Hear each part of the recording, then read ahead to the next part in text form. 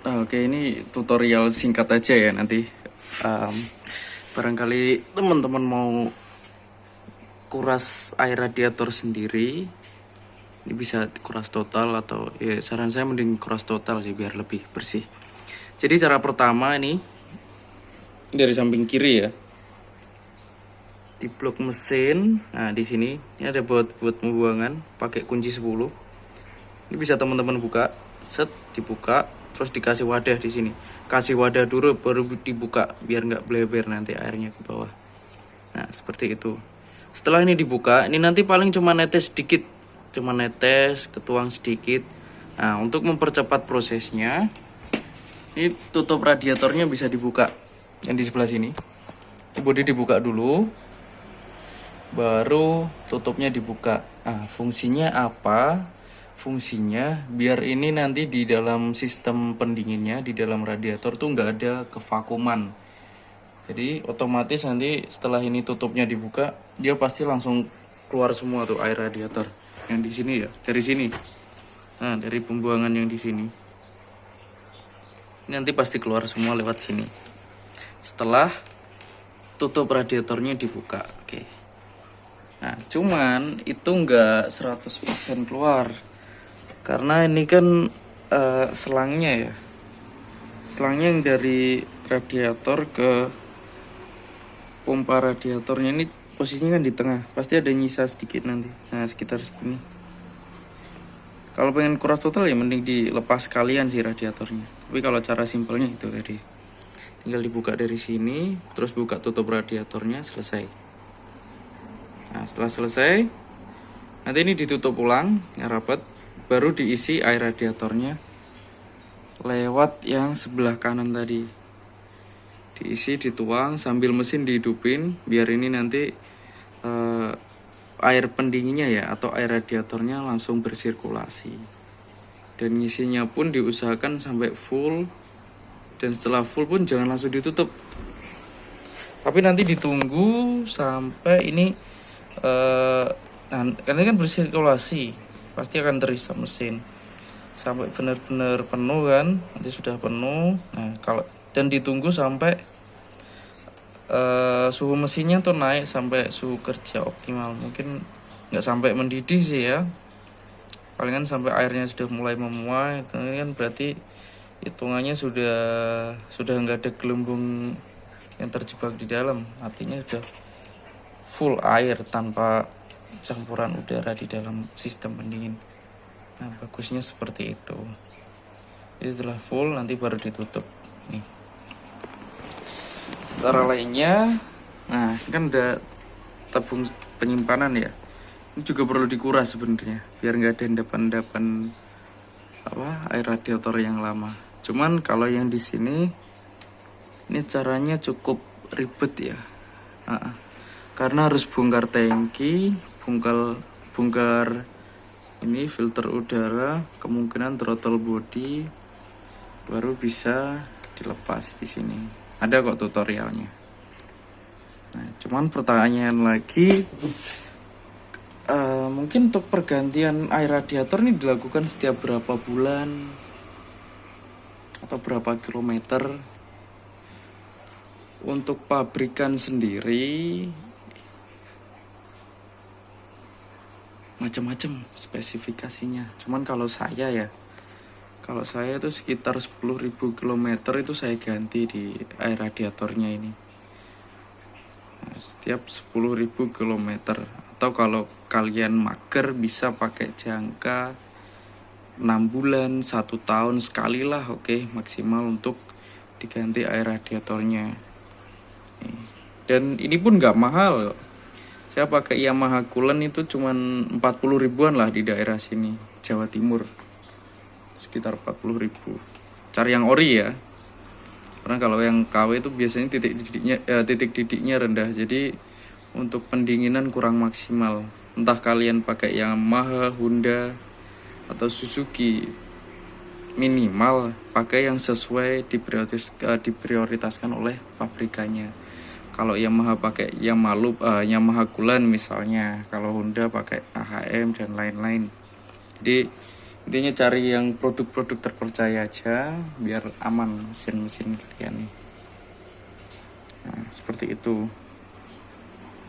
Mungkin ada pertanyaan lagi, airnya ngapain diganti, kan nggak bakal habis? Iya, nggak bakal habis kecuali ada kebocoran ya di antara sini. Nah itu mungkin nggak bakal habis karena ini air cuman sirkulasi muter aja, cuman untuk pendingin. Cuman nanti kalau air radiator jarang diganti atau nggak pernah diganti malahan, itu biasanya ada penurunan kualitas penyerapan panasnya. Artinya misalnya air radiator standar nih, dia mampu mencapai titik didih itu di atas 100 derajat Celcius. Nah, semakin bertambah tahun tuh nanti titik didihnya akan turun, tinggal 100, tinggal 90 titik didihnya ya. Meskipun volumenya tetap, artinya pendinginan kurang optimal, kurang maksimal. Dan efek lainnya dengan pendinginan yang kurang maksimal. Nah, misalnya di Vixen nih, karena pendinginan kurang maksimal itu nanti akan membuat panas mesin jadi berlebih. Untuk dengan motor sistem radiator, nah ini sebenarnya cukup aman, tapi dengan panas berlebih tadi itu bisa memicu kerusakan di area seal water pump. Ya, karena sering terlalu panas, akhirnya itu karet mungkin lebih cepat rapuh, lebih cepat meleleh, akhirnya ya rusak, jebol. Dan masuklah itu air radiator ke dalam mesin. Nah, itu lagi. Dan banyak pengguna Vixen di daerah sini ya, terutama itu yang mengeluhkan ini seal water pumpnya sering jebol. Ya, sebenarnya nggak sering ya teman-teman. Ini tuh ada usia pakainya. Kalau menurut buku manualnya, ini harus diganti setiap 50.000 km. Nah, itu pergantian rutinnya, dan harus pakai yang ori. Artinya kalau pakai yang ori itu 50.000 km. Nah, ini saya tes juga. Ini motor saya pakai yang harga puluhan ribu, cuman 20 ribuan seal water pumpnya. Tapi setiap 10 atau maksimal 15 km saya ganti lagi. Ya, balik lagi ke perawatan.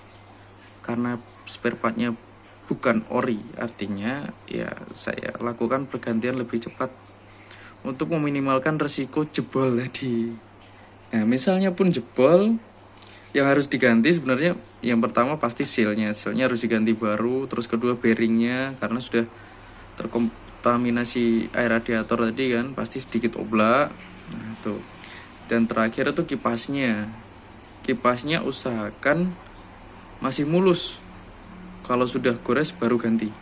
Kalau masih mulus masih bisa lah dipakai lagi. Untuk motor ini ya, Vixen. Kalau motor lain ya kurang lebih sama. Oh, satu pengalaman lagi, di rumah ada Vario Carbo tuh yang CBS. Dari beli belum pernah ganti air radiator. Ini belinya bekas ya.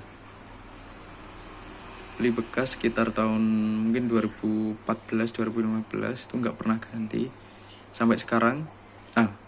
Sampai sekarang. Sebelum kejadian air radiator habis dan menyebabkan motornya overheat terus ngebul turun mesin. Nah itu baru ganti, baru 2 bulanan kemarin. Nah, jadi kalau nggak mau hal seperti itu terjadi, mending gantilah.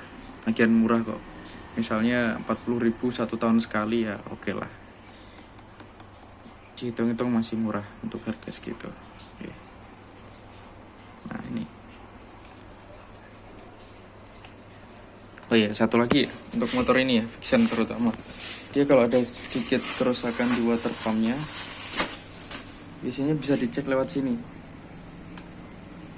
Ini cuman karet ya, dibuka pakai tangan bisa. Nah ini. Nah selama ini kering, masih aman. Ngeceknya di sini. Jadi sering-sering dicek aja bagian sini. Kalau ada basah atau apa, nah itu baru diperiksakan. Ini box filter ya, karena ini kan ada selang pernafasan nih di sini. Nah ini Ini ke sana, arah turunnya ke box filter. Misalnya ada kebocoran water pump, ini pasti muncrat lewat sini dulu pembuangannya. Set, baru naik ke atas masuk box filter. Nah, nanti ketahuannya lewat sini. Lihat lubang buangan air sini. Dicek aja di sini nanti. Sekian, kalau ada pertanyaan bisa langsung tulis di kolom komentar. Terima kasih.